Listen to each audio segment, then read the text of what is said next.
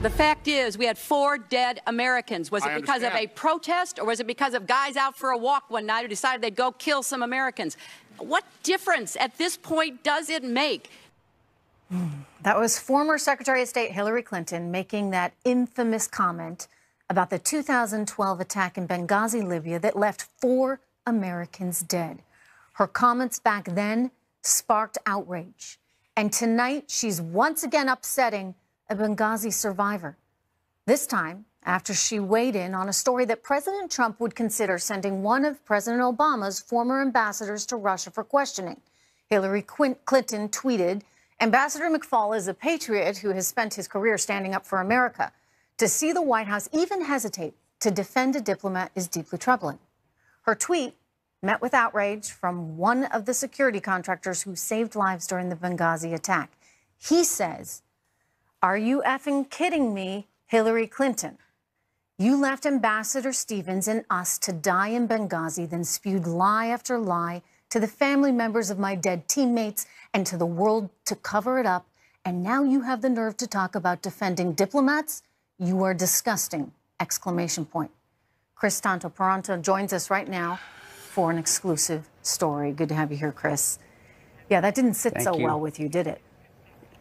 No, it's completely disrespectful. They've already dishonored, they being Hillary Clinton and those people that follow her and support her, as far as disrespecting the family members of my teammates, and that's just, that's just another jab in the eye. It is extremely, again, disrespectful. I can't think of a better word than that. It's terrible. What about hypocritical? In other words, she's talking about how awful it is that the president might send an ambassador to Russia, and you're saying, hey, it was pretty awful that you didn't look out for us in Benghazi. Oh, it's not even awful. I would say murderous. We had the assets available, and she's the one that set them down, that didn't let them to come to us. And I believe the assets that were available in the area would have saved Tyrone Woods and Glenn Doherty's, my 2 teammates' lives. It's an elitist attitude that we're seeing, and you see it with Comey, you see it with Brennan, you see it with Clapper, that they feel like they've done nothing wrong, ever. And it's just mind-boggling, and it just really pisses me off. Have they ever said sorry? Have they given you a personal explanation for anything? No, none at all. And a lot of it would have been, too, and I even said this to him behind closed doors, as far as my CIA leadership.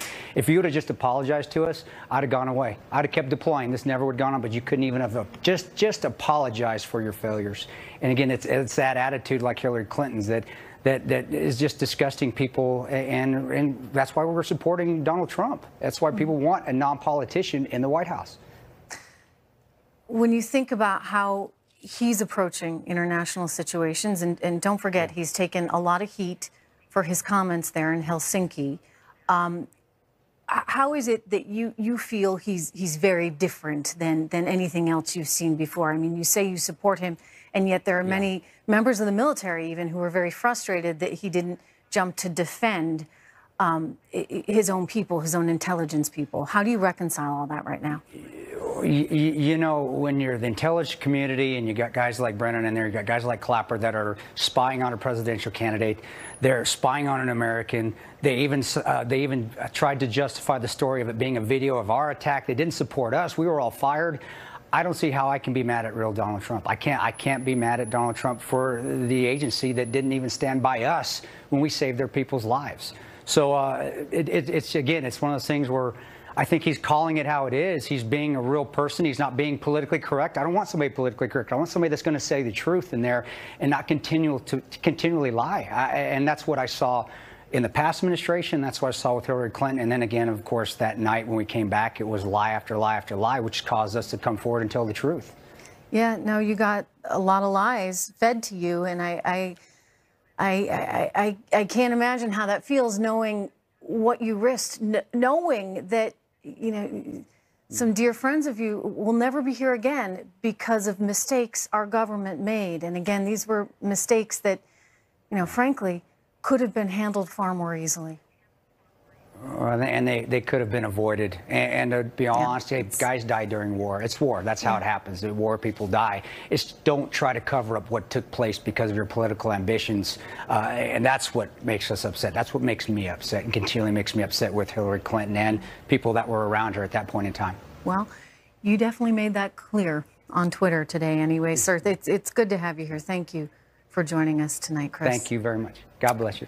Thank you, ma'am. You too.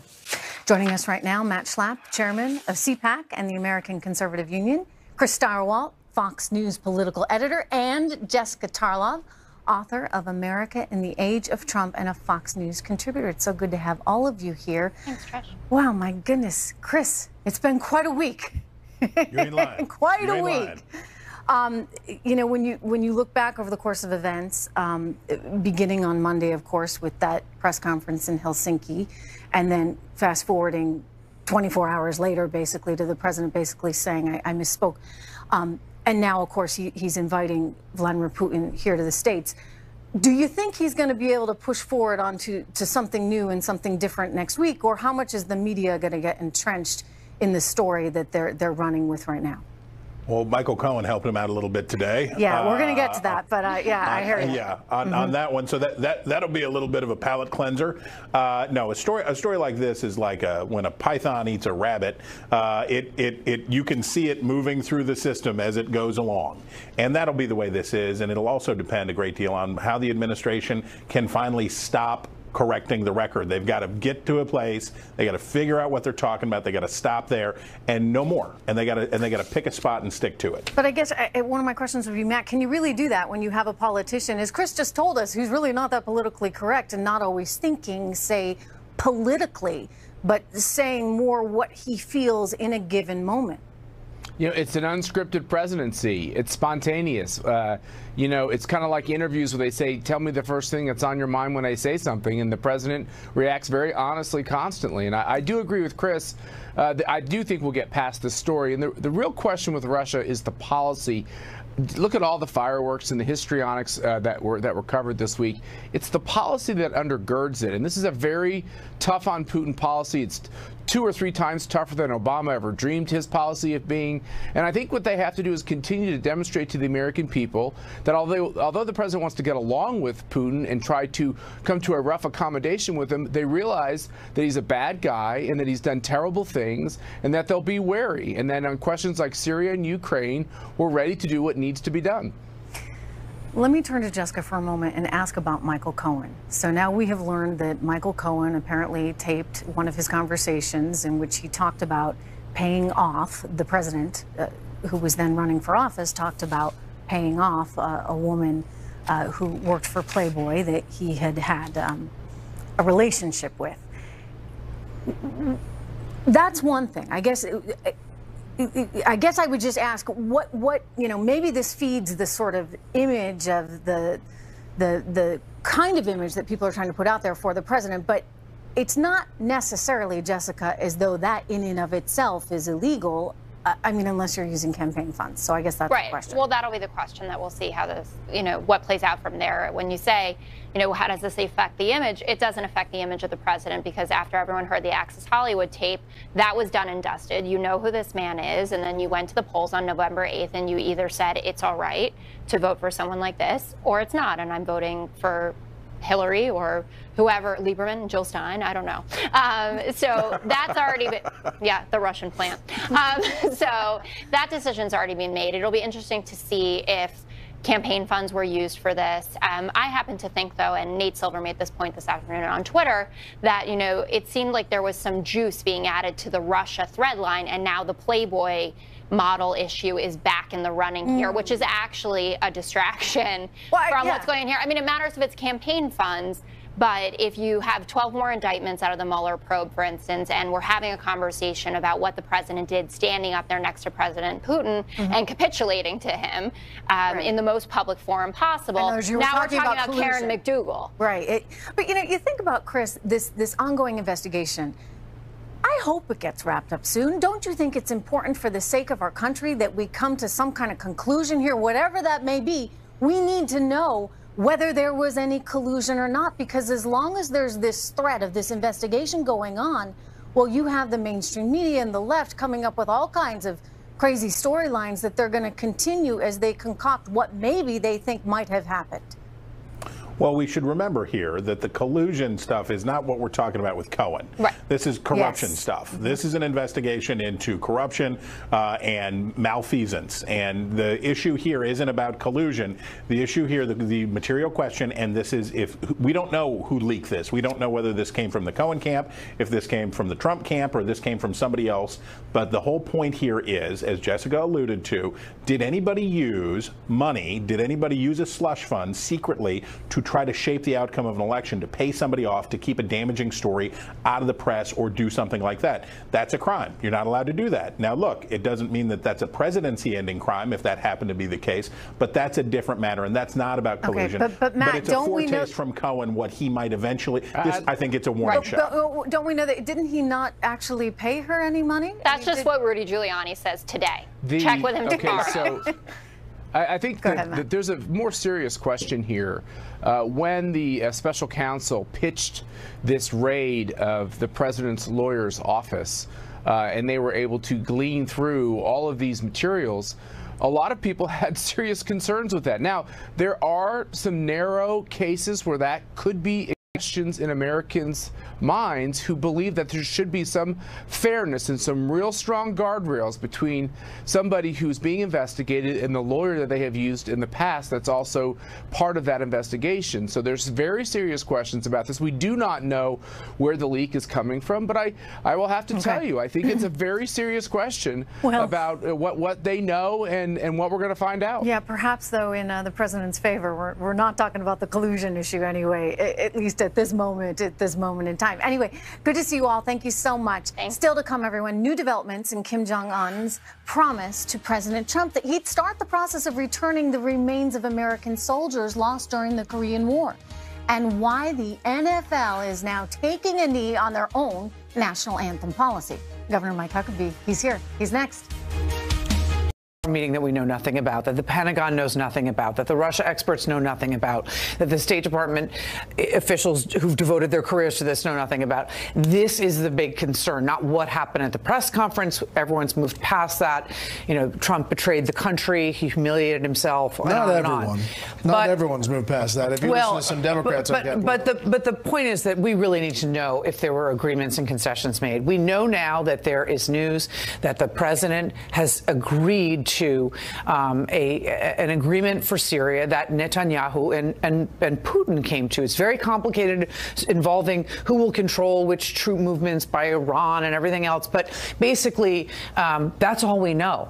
And then we know that the other thing was discussed was shot down by a 98-0 vote by the Senate, which we all saw yesterday. We need to find out what else happened at that meeting, and that's of grave concern. Here is the House Minority Leader and the Secretary of State. What is Putin blackmailing President Trump with, personally, politically, or financially? Whatever it is a level of blackmail that the American people cannot afford. I think those allegations are absurd. This administration has been relentless in its efforts to deter Russia from its bad behavior. We inherited a situation where Russia was running all over the United States. These last few days have been, frankly, more heat than light.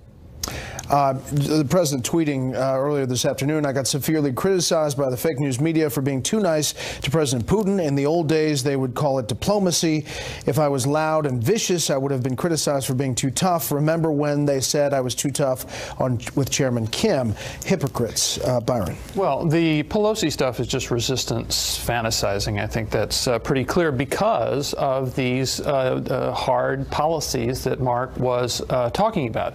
On the other hand, in handling this this summit, the White House has really done a very bad job, it seems, of explaining to the American people what the president did. Other than the president saying this was really great, they haven't really explained what was accomplished. And then, having not explained that, they come out and say, let's do it again. I mean, we just had one. It appears that the president messed it up and wants a do-over, and that's kind of what it looks like. So if there's a reason that they've set some process in motion that calls for another meeting in the fall, that would be fine.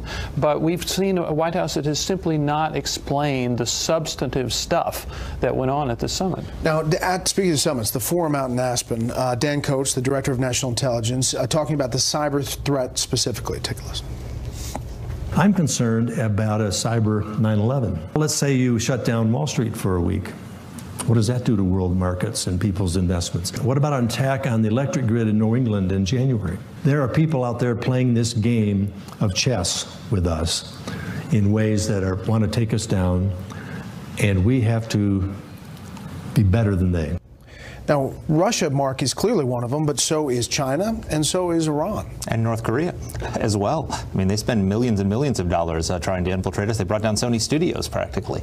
So this is a major, major national security threat that we face, and it has to be taken seriously. And the president's got to learn to be able to separate collusion from the challenge of the cyber threat that is coming from Russia and all those countries that you indicated. Do you think DNI Coates, his job is in jeopardy after kind of explaining pretty frankly his concerns? I sure hope not. I think Coates is doing a great job. Look, Trump needs good people around him. All these people are running around saying, with their hair on fire, saying that everybody should resign from the Trump administration over this press conference. He needs Mike Pompeo. He needs John Bolton. He needs Dan Coates. He needs these people around him, not because he can't handle the job, but because he's new to national security. He's only been president for 2 years. He wasn't working in this world before, and the good leaders surround themselves with really smart people and listen to them. And it seems right now that Trump needs to do that a little bit better. AB, the story was that Secretary Pompeo and Vice President Pence were part of the team that said the president had to kind of clean things up on aisle 5 after coming back to the U.S. Right. The problems arise when he doesn't listen to his experts. And Mark's right. He has very, very qualified and credentialed people, public servants of great integrity working for him, like Dan Coates.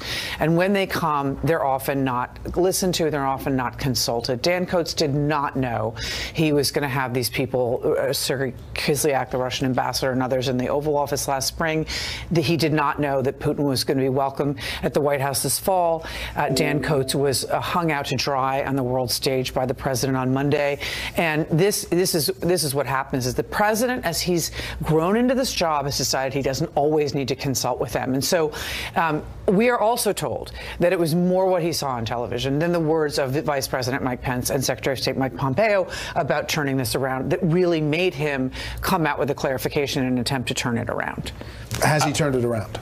No, he hasn't turned it around. Has the Mike Cohen tapes turned it around? That'll turn it We've got a new scandal to divert attention from the old scandal. As far as Coates is concerned, I don't think his job is in jeopardy, but you can imagine that they're quite irritated with him. It's like, if you want to hang out with Andrea Mitchell and her friends in Aspen, go ahead, but don't expect us to be happy about it. The establishment. Next up, the Friday lightning round. Tariffs, Trump derangement syndrome here in D.C., maybe, plus winners and losers.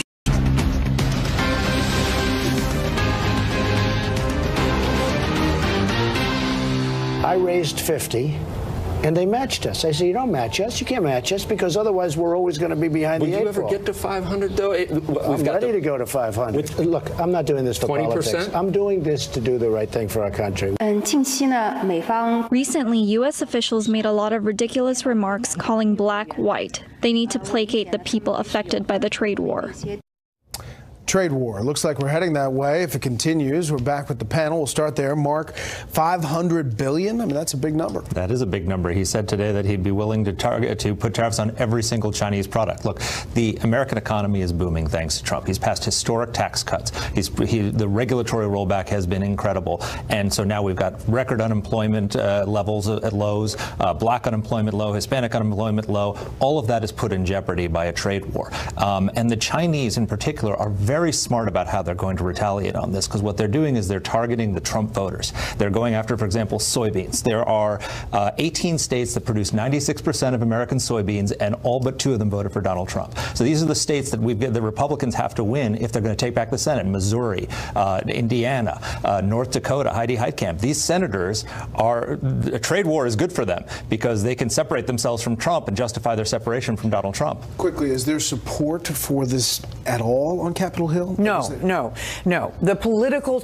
even though right now there's no real macroeconomic consequence, and the White House will not tell the farmers in tweets, he's telling them you're going to win. What they won't tell them is the economy's so good we can take this. You can take this hit for us right now. But Republicans on Capitol Hill do not believe there's a plan.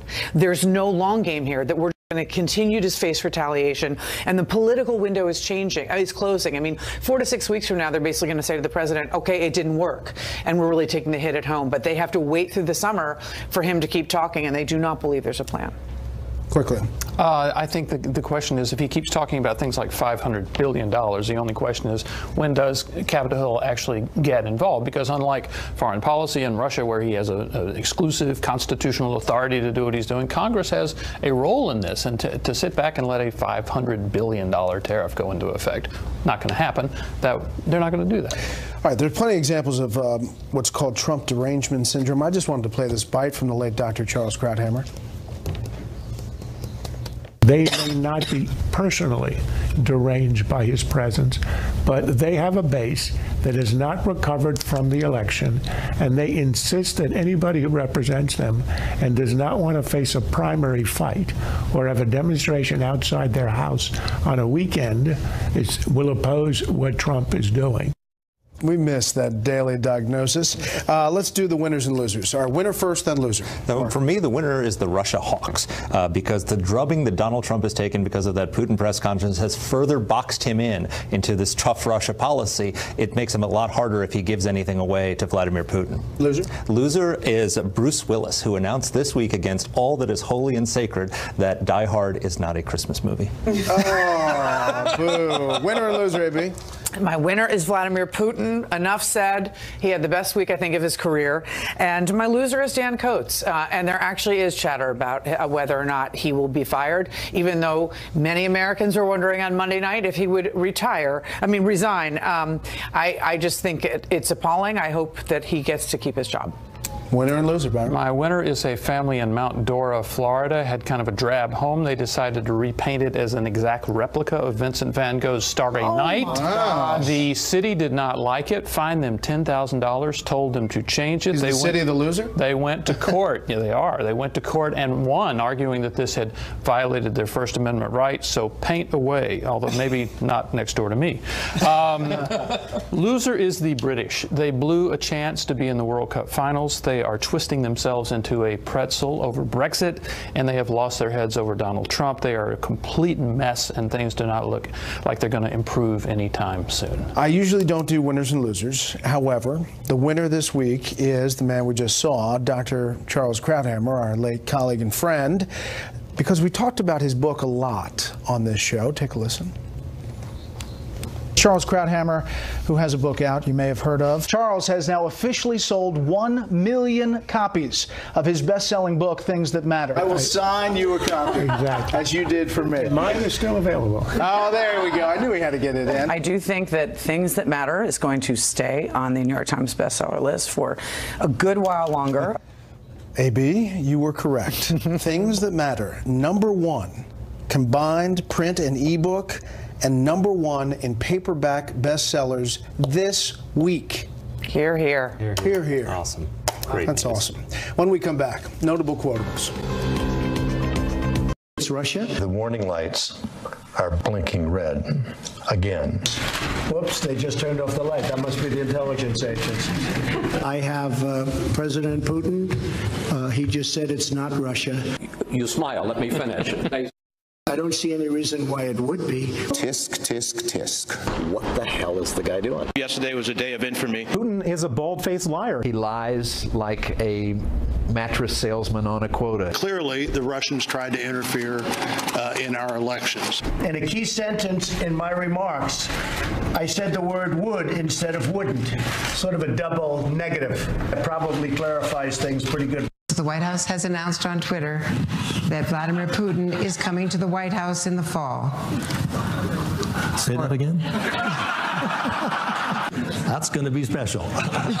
The Democrats may have so many candidates, they'll have stage 1, stage 2, stage 3, and stage 4.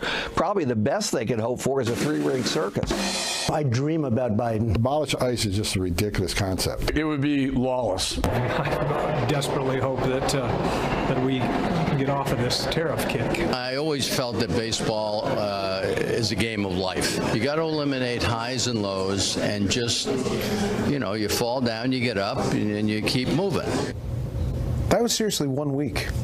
Thanks for inviting us into your home tonight. That's it for this special report. Fair, balanced, and unafraid. Tune in to Fox News Sunday this weekend. I'm sitting in for Chris Wallace. My guests include House Oversight Committee Chairman Trey Gowdy and Ranking Democratic Member of the Senate Foreign Relations Committee, Bob Menendez. The story, hosted by guest host Trish Regan, starts right now. Hey, Trish. Hey there, Brett. Thanks so much.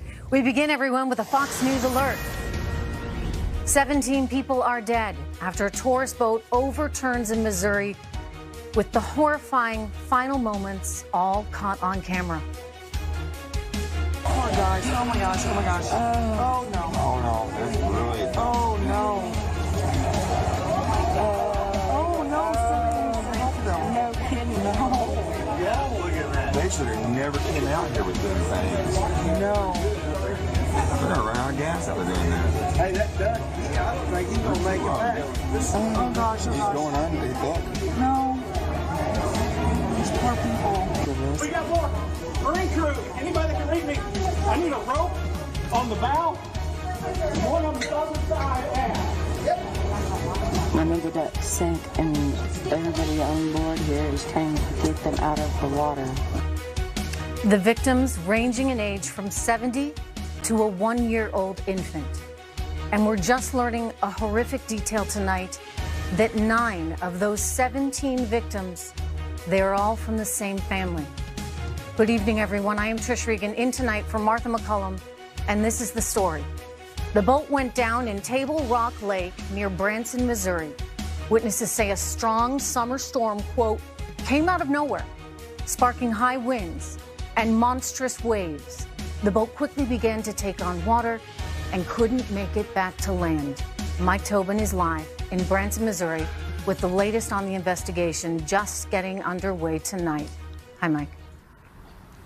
And Trish, it is just staggering. An entire family nearly wiped out. 11 members of a single family were on board the simple sightseeing tour when it capsized, and 9 of them perished. As you mentioned, children died. The youngest of the victims, just 1 year old. The oldest of the victims, 70. 29 passengers and 2 crew members were on board. The boat's driver was among those killed. 17 ultimately died, 14 survived. The president of the parent company that owns the boat says it was a sudden microburst of high winds that materialized and battered the boats. They can be seen on amateur video taking on water. The video stops before one of those boats flips. It sank in 40 feet of water, then rolled to a depth of 80 feet where it remains now. The NTSB and Coast Guard are tasked with recovering the boat as they are taking over the investigation, as they try to determine what went wrong. Several authorities are now saying that when those questions are answered, when a determination is made, when the investigation is complete, if blame doesn't squarely rest with Mother Nature and a freak storm, it'll certainly be a contributing factor. Trish? Thank you very much, Mike. Joining me right now on the phone with more, Missouri Governor Mike Parson. Governor Parson, good to have you, albeit under a sad occasion tonight. People are very upset. Families clearly devastated at their loss this evening. What can you tell them? What is your message to them? You know, it's just been a terrible tragedy that's occurred here in our state.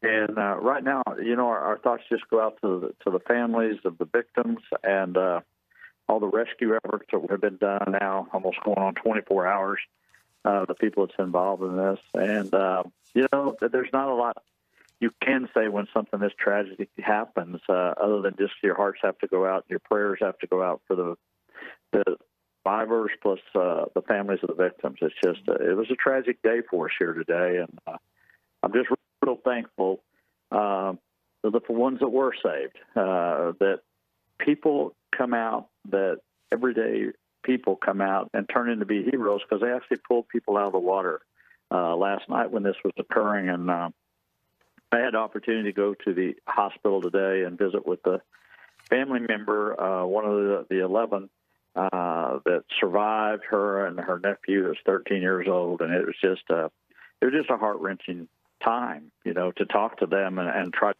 give some words of comfort. What's so awful whenever you see an accident like this, Governor, is knowing that, if the boat just hadn't gone out, there would be 17 people alive right now here today if it just hadn't gone out, if it hadn't gotten caught in that storm. The National Weather Service reports that there were winds in excess of 60 miles an hour, and yet the owner of the boat company has said that, things were fine when they initially went out. I guess my question is, what is a boat doing on the water if there is any doubt, any question in any meteorology report that suggests there could be a storm coming? Well, and I think that's the question we all want an answer to, and I think that question will be answered. I think it's premature at this point to know just exactly what did happen and what the details were, but there's an investigation going on both on the state and federal levels, and I think a lot of those answers, we're going to have to investigate that, really see what all led up to it, and what mistakes were made if there was mistakes, and if there were, then we got to figure out how to correct that and make sure that people, when they come to this state, families come here to spend their vacation here, that they're going to be safe when they do activities as a family. Absolutely. I understand you just spoke with the Vice President. What did he ask you? What did he say? Actually, I've been trying to talk to the Vice President. We've been having a little trouble on the phones, but the President called earlier today.